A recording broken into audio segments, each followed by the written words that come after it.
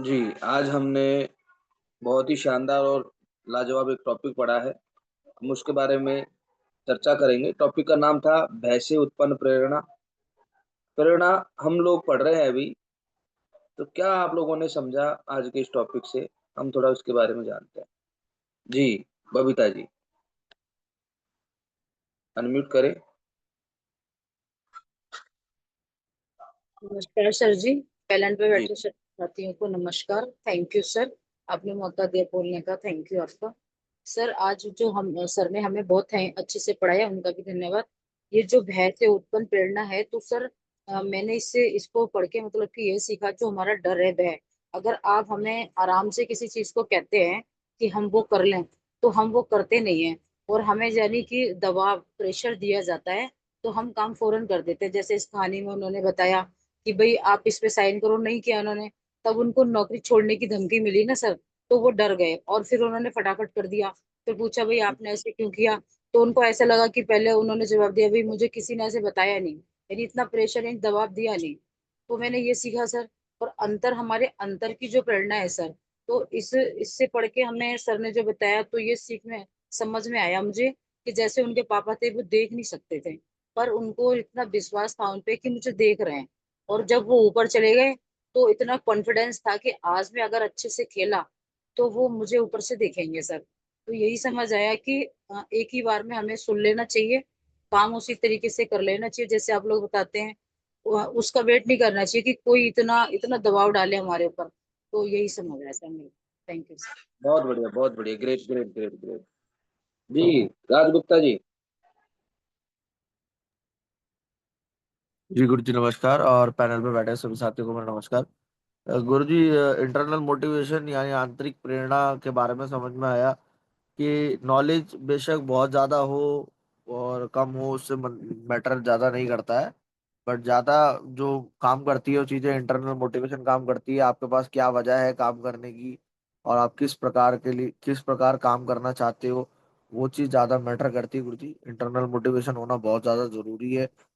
बेशक ये है कि आप लगातार मीटिंग ले रहे हो नहीं ले रहे हो, बट हाँ ठीक है, फील्ड में तो दिखाई देने चाहिए। ज्यादातर लीडर्स क्या करते हैं, मीटिंग्स लेते रहेंगे और बहुत सारी किताबें पढ़ेंगे, बहुत सारी चीज नॉलेज गेन करेंगे, पर फिर भी फील्ड में दिखाई नहीं देते। तो सर, फील्ड में होना बहुत ज्यादा जरूरी है, इंटरनल मोटिवेशन होना जरूरी है sir. Thank you so much. बहुत बढ़िया, बहुत बढ़िया, बहुत बढ़िया तरीके से आपने बताया। ग्रेट।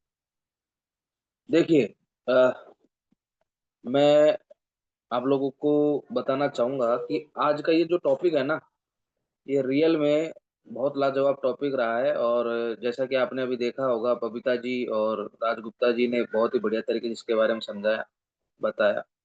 और बहुत बेहतरीन तरीके से कुंदन जी ने आज के इस टॉपिक को पढ़ा। देखो, जब क्या होता है, कोई भी काम होता है ना, कई बार क्या होता है, हमको प्रेरणा मिलती है, वो हमको कभी-कभी डर से भी मिलती है। किसी काम के पीछे अगर कोई स्ट्रॉन्ग पर्पज़ ना हो, तो भी वो काम नहीं होता।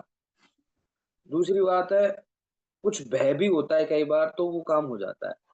जैसे कि एक कहानी यहाँ पर दी गई, बताई गई कि एक कंपनी थी और कंपनी के मालिक ने कहा कि यार चलो, सभी कर्मचारियों को पेंशन की सुविधा हम लोग देते हैं, लेकिन शर्त हमारी ये है कि सारे के सारे कर्मचारी इस कागज़ पर साइन करें। अब सभी ने तो कर दिया, लेकिन एक था, जॉन नाम का व्यक्ति, वो नहीं कर रहा था साहब साइन। बोला मैं नहीं करूँगा। होते हैं ना कई लोग ऐसे, तो वो था भाई साहब, नहीं कर रहा था साइन। सभी ने भाई उसको समझा लिया, रिक्वेस्ट कर ली, हाथ जोड़ लिए, पैर पकड़ लिए, भाई कर ले यार, तेरे चक्कर में हमको और पेंशन नहीं मिलेगी। बोला नहीं करूँगा। बात उड़ते-उड़ते मालिक के पास में पहुँची। मालिक ने कहा कि यार, एक व्यक्ति की वजह से सारे लोगों को जो लाभ मिल रहा है वो रह जाएगा। तो मालिक ने उसको बोला कि आप केबिन में आ जाओ। जॉन केबिन में गया। मालिक ने एक पेन निकाल कर जॉन के सामने रखा, बोला आप एक काम करो, साइन कर दो। जॉन ने फिर मना कर दिया। तो मालिक ने कहा कि या तो साइन करो, या मैं आपको नौकरी से निकाल दूँगा। और इतना कहते ही जॉन ने पेन उठाया और तुरंत साइन कर दिया। तो मालिक ने फिर पूछा कि तुमने पहले साइन क्यों नहीं किया? तो पता है जॉन ने क्या कहा? हाँ जी, जॉन ने कहा कि पहले इतनी अच्छी तरीके से किसी ने समझाया नहीं था। बताओ। मतलब कि जब नौकरी की बारी आई ना कि नौकरी अब जाएगी, तब तुरंत जॉन ने पेन उठा के तुरंत साइन कर दिया। समझाया तो उन्होंने भी था, बेचारे बाकी के साथियों ने हाथ जोड़े थे, पैर पकड़े थे, बिल्कुल भाई कर ले यार, साइन कर दे, हमको फायदा मिल जाएगा। लेकिन जैसे ही भय आया, अरे बोलो नौकरी चली जाएगी भैया, तुरंत साइन कर दिया।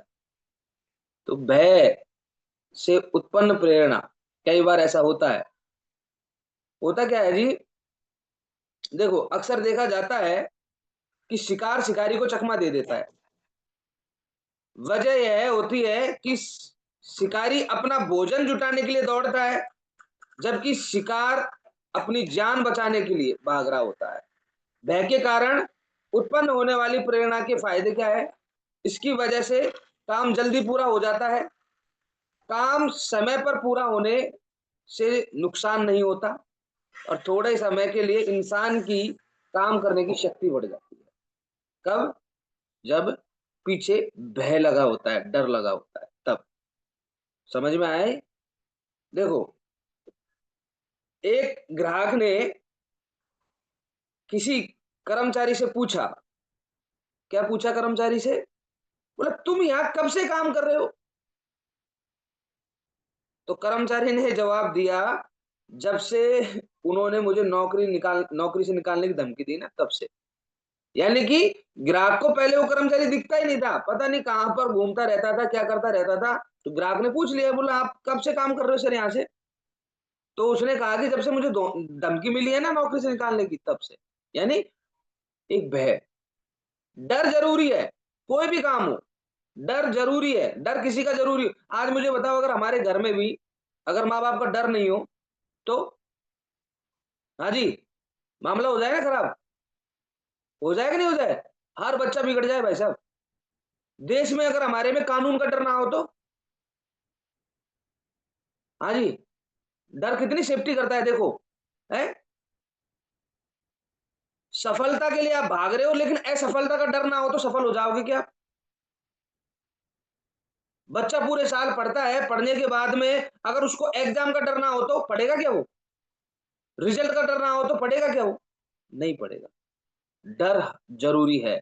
यहां पर भी डायरेक्ट सेलिंग में भी, अगर आप रियल में अगर कामयाब होना चाहते हो, तो आपको भी किसी ना किसी एक व्यक्ति को ऐसा बनाना पड़ेगा जिसको आप जवाबदेही हो, और आपको आपको हल्का फुल्का ही सही, उनके प्रति इतना सम्मान, इतना मान सम्मान होना चाहिए कि आपको डर लगे कि मैं सर को क्या बोलूंगा, कि अगर मैंने काम नहीं किया तो, आज मैं फील्ड में नहीं गया तो मैं क्या जवाब दूंगा।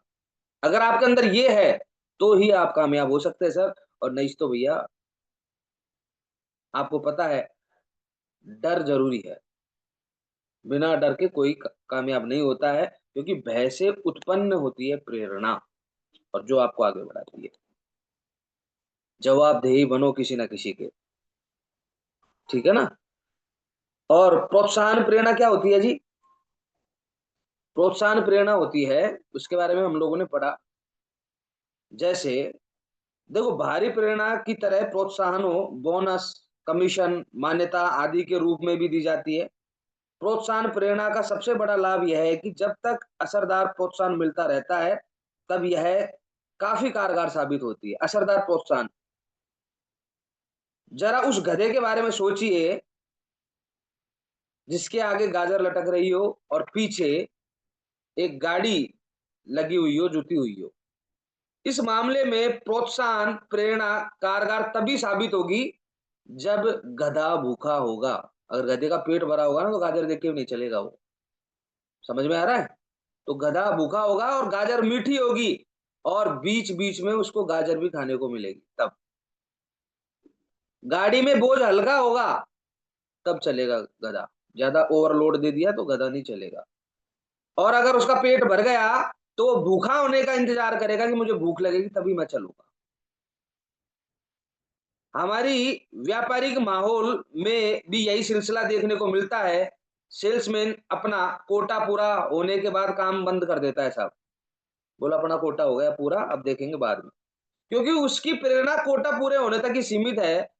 ऐसी प्रेरणा बाहरी है, अंदरूनी नहीं है। तो यानी कि बाहरी प्रेरणा जो होती है, वो आपको ज्यादा सफल नहीं बनाएगी।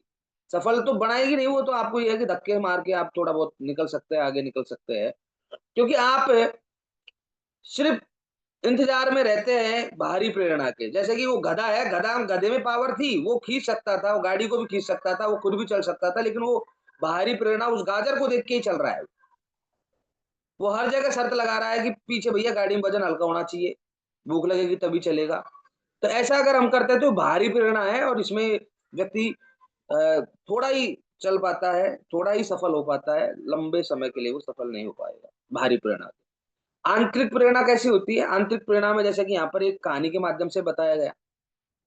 एक लड़का था जो फुटबॉल की लगातार प्रैक्टिस करते हुए आ रहा था, और वो जब प्रैक्टिस करने के लिए आता था, तो उस जो ग्राउंड है ना, जहाँ पर वो प्रैक्टिस करता था, उस ग्राउंड के पास में एक जो जहाँ सिटिंग अरेंजमेंट रहता है, जहाँ बैठते हैं लोग देखने के लिए, ऑडियंस बैठती है, वहां पर उसका पापा बैठता था और देखता था वो। लेकिन जब मैच चल रहा था, स्कूल की तरफ से मैच था वो, जब मैच चल रहा था, तो लड़का जो है वो ना तो क्वार्टर फाइनल में आया, ना सेमीफाइनल में आया, मैच खेलने नहीं आया।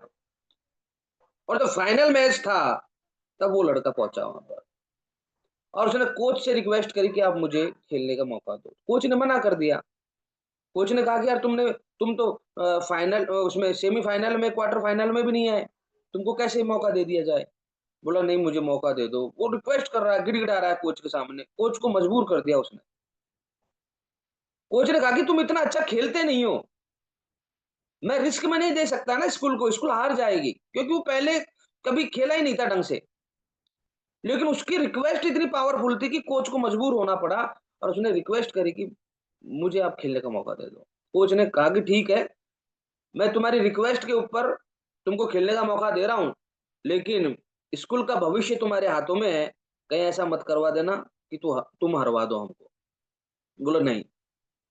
और उस लड़के ने इतना शानदार प्रदर्शन किया कि कोई और खिलाड़ी कर ही नहीं रहा था, और उसने सभी को मैच जिता दिया। कोच भी ताज्जुब कर गया कि यार ये लड़का जो पहले तो खेलता ही नहीं था, जैसे मैच शुरू हुआ बिल्कुल एकदम तूफान माफिक वो पूरे मैच में खेला। कोच बिल्कुल एकदम भौचक्का हो गया। कोच ने पूछा कि भाई ये क्या हो गया, मैंने तो कभी इधर को देखा ही नहीं था यार, इस तरीके से खेलता हुआ। तो लड़के ने जवाब दिया कि कोच साहब, मैं इसलिए खेल रहा हूँ कि मेरे पापा मुझे देख रहे हैं। कोच ने देखा, नजरें घुमा के, आज उसके पापा थे ही नहीं वहां पे। कोच ने कहा कि तुम्हारे पापा तो है ही नहीं यहाँ पे, तुम्हारे पापा तो पहले आते थे, अभी तो आज तो आए नहीं। तो लड़के ने जवाब दिया, कोच साहब, मेरे पापा है ना, जो पहले आते थे वो अंधे थे, उनको दिखता नहीं था, बस वो मेरे साथ में आ जाते थे। लेकिन लास्ट जो मैं 4-5 दिन से नहीं आया ना, वो इसलिए नहीं आया कि मेरे पापा एक्सपायर हो गए, मर गए, इसलिए मैं नहीं आया।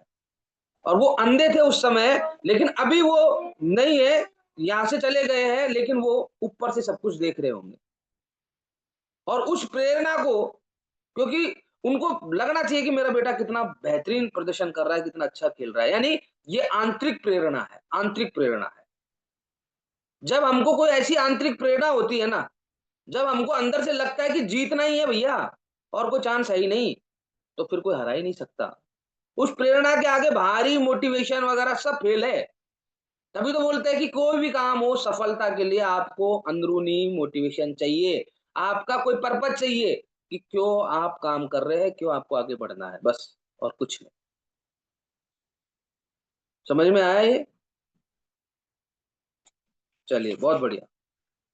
यहाँ पर एक उदाहरण और दिया गया, जिल का उदाहरण दिया गया, जो कि आप ग्राहक सेवा प्रतिनिधि थी, जो कस्टमर केयर वाले होते हैं वो बढ़िया काम कर रही थी, शानदार काम कर रही थी, लेकिन उसको उस तरीके से कुछ मिल नहीं रहा था, उसका मन लगना धीरे-धीरे बंद हो गया। तो जो मैनेजर था उसने सोचा कि यार शायद हो सकता है कि ये अच्छी काम कर रही थी पहले तो, लेकिन अब पता नहीं क्यों नहीं कर रही है। तो उसने सोचा कि क्या पता ये सैलरी के चक्कर में नहीं कर रही हो, तो सैलरी बढ़ा दी उसकी थोड़ी बहुत, लेकिन फिर भी उसका मन नहीं लग रहा था काम करने में। देखो, फिर होता क्या है कई बार, आर्थिक तरीके से आप किसी को सपोर्ट मिल रहा है, चाहे वो अच्छा कमा रहा है, लेकिन अगर उसका मान सम्मान नहीं है तो उसका मन नहीं करेगा। कहीं ना कहीं ये जिल के साथ में भी लागू होती थी। उसको आंतरिक प्रेरणा नहीं मिल पा रही थी उसको। तो फिर हुआ क्या कोच ने फिर उसको बढ़िया तरीके से मान सम्मान देना शुरू किया और वो बहुत बेहतरीन तरीके से उसने काम करना शुरू कर दिया। उसको प्रमोशन भी दे दिया, सब तरीके से हो गया। आर्थिक पुरस्कार अस्थायी होते हैं, ध्यान रखना, लेकिन उसका उनका असर थोड़ी देर के लिए होता है, लेकिन लंबे समय तक असंतुष्टि नहीं दे आत्मसंतुष्टि नहीं दे पाते हैं। इसके विपरीत किसी सोच को अमल में आते हुए देखने का ख्याल अपने आप में भावनात्मक आत्मसंतुष्टि प्रदान करने वाला होता है। लोग महसूस करते हैं कि उनके साथ बेजान चीज़ों की तरह पेश नहीं आया जा रहा है। बेजान चीज़ें। अभी मैं आपको एक चीज़ बताता हूँ, आप यहाँ पर भी बहुत बेहतरीन से बेहतरीन आप रिज़ल्ट ला सकते हैं डायरेक्ट सेलिंग में, ये लोगों का बिज़नेस है मेरे भाई। लेकिन यहाँ पर कोई ध्यान रखना, सब व्यक्ति पैसा कमाने के लिए नहीं आते हैं। बहुत सारे लोग आत्म-संतुष्टि, आत्म-सम्मान के लिए भी आते हैं। यहाँ पर अगर आपको कामयाब होना है और खुद को भी आगे बढ़ना है ना, तो पहले सबसे पहले इज़्ज़त देना सीखो टीम में। मान-सम्मान करना सीखो। लोग आपके साथ में ऐसे जुड़े रहेंगे और कभी छोड़ेंगे भी नहीं, ध्यान रख लेना। वो लोग होते हैं जो सर मेरी टीम तो मेरे को छोड़ के चली गई, यानी कि भैया तेरे संबंध खराब थे टीम से, इसलिए टीम छोड़ के चली गई। अगर टीम से संबंध अच्छे हो ना सर, मैं दावे के साथ कह सकता हूँ अगर उस व्यक्ति की इनकम भी नहीं आ रही ना, तो भी आपको छोड़ के नहीं जाएगा वो। क्योंकि आपके संबंध आपके बेहतरीन से बेहतरीन है उसके साथ में। अगर उसके साथ में काम भी नहीं हो रहा ना, तो भी उसका आपको छोड़ के नहीं जाएगा। और जब अगर आपको छोड़ के नहीं जा रहा, यानी कि सिस्टम को छोड़ के नहीं जा रहा, तो आज नहीं तो कल उसके साथ में काम ज़रूर हो जाएगा। पैसा ही सब कुछ नहीं होता है, समझ में आ रहा है? तो हमको इन चीज़ों को भी देखना है। बिल्कुल, हमको देखो यहाँ पर आज हमने पढ़ा, सबसे पहले भय से मिलने वाली प्रेरणा, है ना? बाहरी प्रेरणा, आंतरिक प्रेरणा। तीनों चीज़ हमने पढ़ी और बेहतरीन से बेहतरीन तरीके से समझा। और मुझे पूरा भरोसा है कि हमने सिर्फ़ समझने के लिए ही नहीं समझा, अमल करने के लिए समझा है। अमल करने के लिए आज के इस टॉपिक को पढ़ा है। और इन सारी बातों को अगर हम अमल करेंगे, तो हमारे साथ में और भी बेहतरीन रिज़ल्ट निकल के आएँगे। और इन सारी चीज़ों को अप्लाई करो फील्ड में दमदार तरीके से, है ना? और वो तब अपने ऊपर अप्लाई करोगे तब अपने आप ही ये सारी चीज़ें निकल के बाहर आएँगी। चलिए, बहुत-बहुत धन्यवाद आप सभी साथियों का। Thank you so much. नमस्कार आप सभी साथियों को।